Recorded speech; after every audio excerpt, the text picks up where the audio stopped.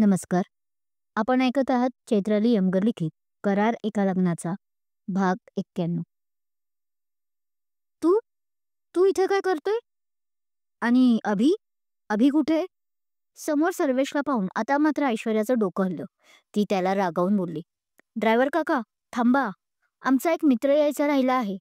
बस सुरू झाली आणि सर्वेशला पाहून ती जागीच आपल्या सीटवरून रागात उठत बोलली, ड्रायव्हर काका, तुम्ही चालवा हो. उशीर होतोय आपल्याला. पण सुहास तिचं ऐकून त्या ड्रायव्हरला बोलला आणि ऐश्वर्याकडे पाहायला लागला, तेही रागानं. काय हे ऐशू, अगं तो सर्वेश न्यू कमर्स आहे आणि फ्रेशर आहे म्हणून कसंही घालून पाडून बोलतेस का त्याला? तो किती चांगला मुलगा आहे. सर्वेशला असं तुसडेनं बोललेलं सुहासला आवडलं नव्हतं. त्यामुळेच तो रागावला होता. मग सारखं काय ग, अभि अभि ग, तुझा तेही बॉयफ्रेंड जवळ असताना जरा त्यालाही मोकळीत दे ना. सुहास, अरे रिलॅक्स. पण आपल्यामुळे या दोघात भांडणे पाहून सर्वेशला वाईट वाटलं आणि त्यात ऐश्वर्या त्याच्याकडे खाऊ की गिळू या नजरेनं पाहत होती. त्यामुळे तो जाम घाबरला होता. शेवटी ते सिनियर होते. आखरीकार सिनियर तो बाप होता है. सर्वेश, तू थांब जरा, आज मला बोलू दे. पण त्याला मध्येच अडवत सुहास परत बोलायला लागला, हे बघ, माझ्याकडे सर्वेचं काम असल्याने सर्वेश या बसमध्ये आलाय आणि तसंही हे ब्रेकअप प्रकरण केतू आणि अभिचं मला आता सहन होत नव्हतं, म्हणून मीच सर्वेशला इकडे बोलावलं आणि अभिला त्या बसमध्ये पाठवलं आहे. अजून काही विचारायचं आहे? त्याने रागातच ऐश्वर्याला विचारलं. पण ऐश्वर्यासाठी हा खूप मोठा धक्का होता. गेल्या 5 वर्षाच्या या त्यांच्या नात्यात, म्हणजे आधी फ्रेंडशिप आणि नंतर रिलेशनशिपमध्ये, तो असा पहिल्यांदाच व्यक्त झाला होता. पाहिलंच सर्वेश, तू अजून कॉलेजमध्ये आला नाहीस की आमच्यात फूट पाडायला लागलास.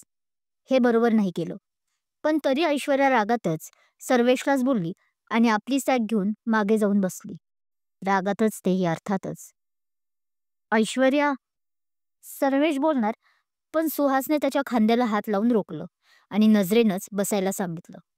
इकडे योगिता मात्र हे सर्व ऐकून का कोण जाणे आतून खुश झाली. कदाचित तिची ती ओल्ड वैरी ऐश्वर्याला आज आपल्याच बॉयफ्रेंडकडून दाट पडलीची होती म्हणून की. बरं झालं त्या ऐश्वर्याला असंच सुहासने रागावलं. तोच प्राजू योगिताला बोलली, आपल्याच विचारात असलेली योगिता तिने तिचं बोलणं ऐकल्याने नुसतं केलं. अगं म्हणजे ही माझ्याच काय, पण केतूचे खूप डोक्यात जाते. खूप हक्क दाखवते अभिजिजूंवर. तसं प्राजू पुढे बोलते, अजूनही हक्क दाखवते काही. तसं कुस्तीत हसत ऐश्वर्याकडे पाहत योगिता बोलते, म्हणजे? पण प्राजूला माहीत नव्हतं की ही नवीन नाही तर या ग्रुपची तशी ओल्डच मैत्रीण आहे म्हणून. अगं म्हणजे, जे योगितालाही तिच्या चेहऱ्यावरील हावभावामुळे लक्षात येतं तसं ती सावरून बोलायला लागते. आता केलकी गर्लफ्रेंड आहे म्हटल्यावर तिचा असेल ना त्याच्यावर हक्क. ती खूप इनोसंट चेहरा करत विचारते, कशाचं काय? अगं ही मधून हटली तर आमची केतू गाजवेल ना. ही सदैव अभिजिजूंबरोबर असते. मग आमच्या केतूला जास्त वेळच भेटत नव्हता जिजूंबरोबर एकांतात. तसं प्राजू तोंड वाकडं करून बोलते. राग ऐश्वर्याचा तिलाही किती आहे हे कळत होतं तिच्या बोलण्यातून. ती सगळी कहाणी आता या दोघांची लव्ह स्टोरी योगिताला सांगते. योगिता ऐकताना ते सगळं जेलस फील करत होती. गाईज, अरे असं शांत का बसला आहात? इकडे इकडे या बसमध्ये. इकडे या बसमध्ये. सगळ्यांना बस सुरू होऊ नये असं शांत बसलेलं पाहून आपला हिरो अभि बोलला, आय नो, मी तुमचा सिनियर आहे, पण म्हणून काय झालं? आपण आता एकाच प्रवासात आहोत तर का नाही अंताक्षरी खेळूयात? Boys versus girls. आता त्याला कशाची चिंता नव्हती, कारण या बसमध्ये ना ती योगिता होती ना त्याचे कोणी मित्र. त्यामुळे तो बिंदास होता. त्यात ही बस फर्स्ट इयरची होती तर तो फायनल इयर, त्यामुळे त्याला खरंच कसलेच टेन्शन नव्हते. त्यात आकांक्षाचे ते पडलेले खूप प्रश्न आणि आपल्या हिरोईन केतूचा राग. तिला म्हणूनही गरजेचं होतं ना सध्या, जे तो आत्तापास या गेममधून करणार होता. हो हो, चालेल आम्हाला. तसे एक केतू सोडून सगळेच ओरडले. मग वाट कसली पाहताय, करा चालू श्री गणेशा करून, तो हसून म्हणाला. पण त्याआधी एक लाईन बॉईज आणि एक लाईन गर्ल्स करू, म्हणजे सोपं होईल. तो अजून काही बोलायच्या आतच लगेच या मुलामुलींनी त्याचं मनावर घेतलं आणि जागा चेंजही केल्या. केतू मात्र यापासून अलिप्त राहून मागच्या मुलींच्या लाईनच्या सीटवर जाऊन बसली. अजूनही गालावरचा राग गेला नव्हता. त्याने ते पाहिलं आणि गालात हसून नकारात्मक मान हलवली. भैया, प्लॅन चांगला आहे आणि मोका पण आहे. तर होऊन जाऊ दे एखादं गाणं. तोच आकांक्षा त्याच्या कानात पुटपुटली. तेच होणार आहे. तू बघच आता. त्यानेही तिला डोळा मारत हसून म्हटलं, चला बॉयज, या गेमची सुरुवात आता मीच करतो, माझ्या एका आवडत्या व्यक्तीसाठी. तिला मनवणं आता खूप गरजेचं आहे माझ्यासाठी. तिला माहीत आहे माझं तिच्यावर किती प्रेम आहे ते, किती काळजी आहे मला तिची, आणि त्यातूनच मी आमच्या रिलेशनशिपसाठी तो एक डिसिजन घेतला. पण तिला समजतच नाही ते. रुसून बसली आहे माझ्यावर. मग तिला मनवण्यासाठी तुम्ही साथ देणार का माझी बॉईज? त्याने केतूकडे पाहतच म्हटलं सर्व. येस येस सर, आम्ही नक्कीच तुम्हाला साथ देऊ. बऱ्यापैकी मुलांना माहीत होतं आता किती स्पेशल मुलगी केतकी त्यांची क्लासमेट आहे म्हणून. तसा तो गोड हसला. इथे आधीच सगळ्यांना सांगायचं की ब्रेकअप झालं म्हणून, आणि आता परत स्वतःच मनवण्याचं नाटकही करायचं. इकडे मात्र तिची चिडचिड वाढत होती. तो असं का करतोय? त्याने असं का केलं? एकदाही त्याला आपल्याला विश्वासात घेऊन सांगता आलं नाही का? हे असे अनेक प्रश्न मनात असताना आता त्याचं असं मनवणं. तिचा त्याच्यावरचा राग कमी करून त्याच्या या निर्णयाला देईल का पाठिंबा? नाही. काही होऊ दे, मी नाही आता त्याच्याशी बोलणार, ना त्याचं ऐकणार. त्याने कितीही म्हणू दे. पण हिचा मात्र इकडे मनात निर्धार झाला होता.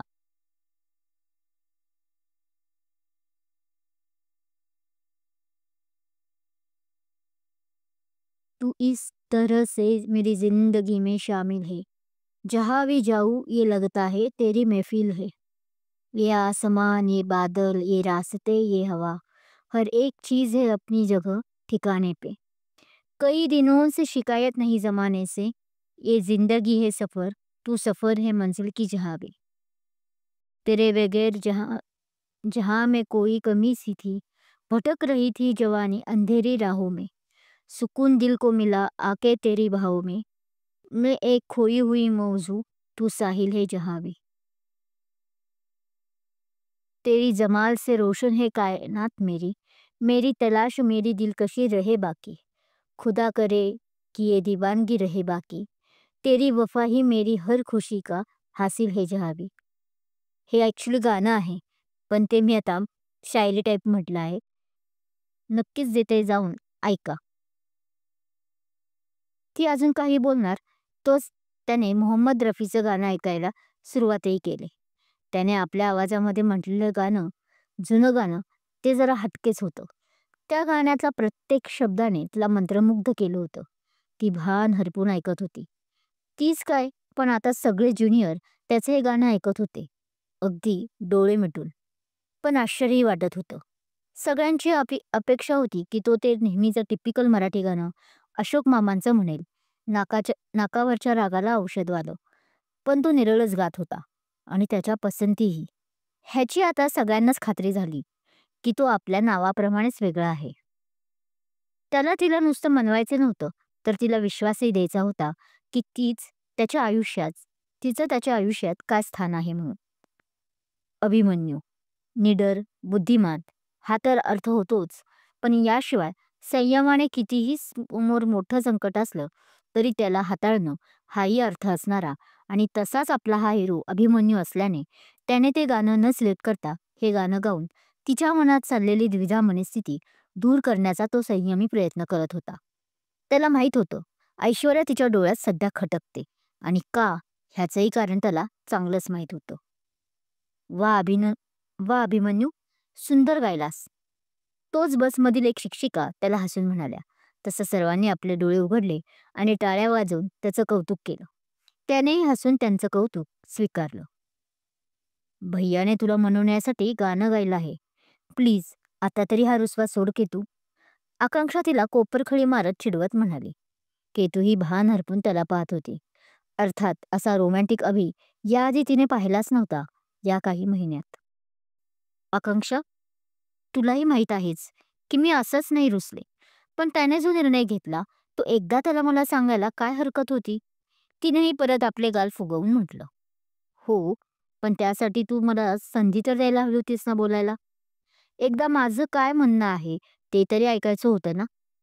तोच तिच्या कानात एक आवाज गुणगुणला. तसं तिनेही शॉक होत तिकडे पाहिलं तर अभि होता त्या दोघींच्या साईडच्या सीटवर, बॉईज रोमध्ये. त्याने त्या इतर मुलामुलींना अंताक्षरी कंटिन्यू करायला सांगून मागच्या सीटवर येऊन बसला होता. या दोघी काय बोलत आहेत याच्याकडे त्याचं पूर्ण लक्ष होतं.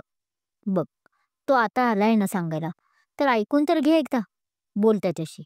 आकांक्षाने हसून तिला म्हटलं आणि स्वतः पुढे गेली. मागे तसं जास्त गर्दी नव्हती, त्यामुळे ते निवांत बोलू शकत होते. बरं, बोल काय बोलायचं आहे ते. तिने तरी पण मुद्दाम गुस्सातच म्हटलं. तसा तो गोड हसून तिच्या शेजारी बसला. आधी तिने विरोध केला, पण त्याच्यापुढे आपलं चालणार नाही हे माहीत असल्याने परत शांत बसली. हे बघ जान, त्याने तिचा हात हातात घेत म्हटलं. मी जास्त काही सांगू शकत नाही, पण तो खूप हळू आवाजात बोलत होता. सांगू शकत नाही तर मग आलासच कशाला इथे? तिने मात्र थोडा स्वर वाढवत रागात म्हटलं. आधी ऐकून तर घे माझं जान. मग तुला जे बोलायचं आहे ते बोल. त्याने तरी आपल्या मनावर कंट्रोल करत हळूच आवाजात बोलला. हे बघ, मलाही आता वाटू लागले की काहीतरी नक्कीच आहे जे आपल्याला कळत नाही. योगिता अशी का वागली अचानक, हा जसा तुला पडलेला प्रश्न आहे तसा आता मलाही पडतोय. कारण माझ्या माहितीनुसार ती माझ्या मित्राच्या प्रेमात आकंठ बुडालेली मी स्वतः पाहिलं आहे. पण नंतर असं काय झालं तेच मला कळत नाही. तेव्हा मला विचार करायला खरं तर इतका वेळच भेटला नाही. रादर मला वाटतंय ऐश्वर्या, तिने मला तसं करूच दिलं नाही. खूप सपोर्ट करत होती मला यातून बाहेर पडायला. पण पण आता वाटतंय. तो बोलता बोलता अचानक शांत झाला. काय काय वाटतंय तुला? तिने अधीरतेने विचारलं. तिचा संशय खरा आहे की नाही हे आता तिला कन्फर्म करणार जे होतं. म्हणजे असं मला सांगता नाही येणार कन्फर्म. पण तू बोलल्यानंतर मीही यावर विचार करतोय. कदाचित त्याच अँगलनेही पाहतोय असं समज. तो गोंधळून गेला आहे हे तिलाही समजत होतं. आणि हे तेव्हाच शक्य असतं जेव्हा माणसासाठी ते शॉकिंग असतं. कधी त्यांनी असा विचार केला नसतो आणि तेच नेमकं समोर आलं तर ते असेच गडबडून जातात जसं. तसंच आता तिला अभि वाटत होता. बोल तू. जे काही मनात चाललं आहे ते बोलून मोकळा हो. तिने त्याला नजरेनं शाश्वत करत त्याच्या हातावर आपल्या हाताने थोपटत म्हटलं. आय थिंक तुझं खरं असावं. ऐश्वर्या ह्याला. तो परत डीप विचार करत म्हणाला. तिने एक दीर्घ श्वास घेऊन तो सोडत म्हटलं. आफ्टर ऑल तू नकळत तुझ्या आखलेल्या सेफ चौकटीच्या बाहेर येण्याचा प्रयत्न करत आहेस तर. चांगले. पहिली स्टेप तरी. तिने हसून त्याच्या खांद्यावर हात ठेवून म्हटलं. आय नो, यांचा तुलाच त्रास होणार आहे.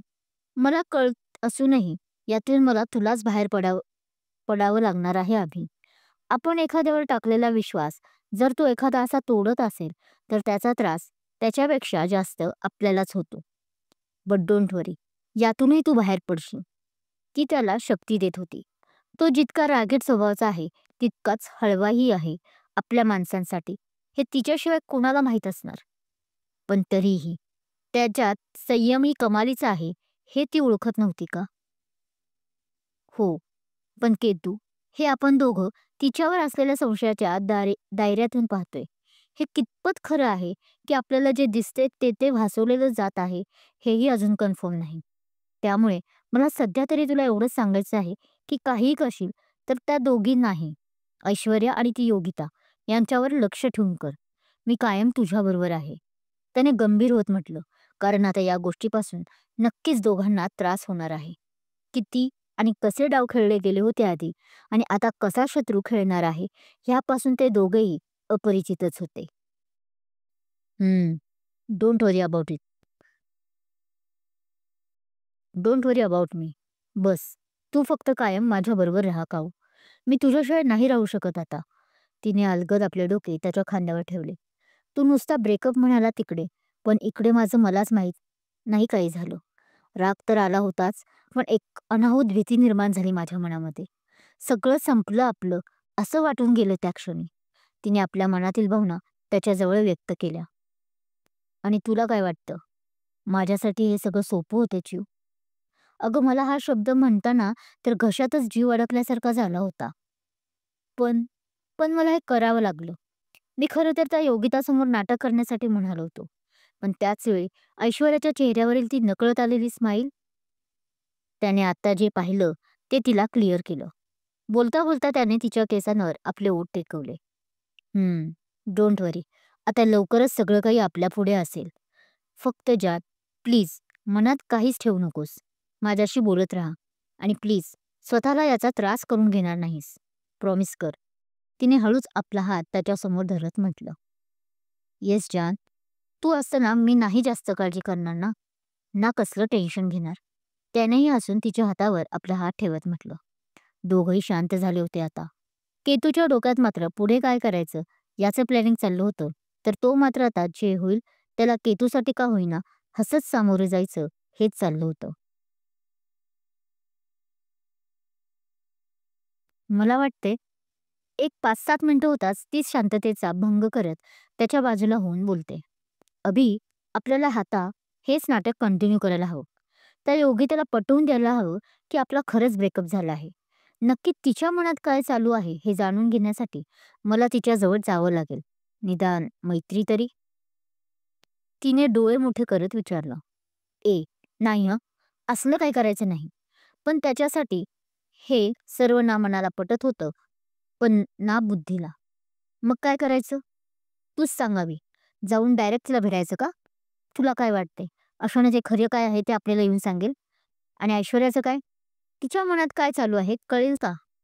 पण ती मात्र आपल्या निर्णयावर ठाम होती. तिला अजूनही हाच प्लॅन योग्य आहे असंच वाटत होतं. हे बघ, ते काही असू दे, पण तू तिच्याशी फ्रेंडशिप वगैरे नको गं. खूप शातीर दिमागाची आहे ती.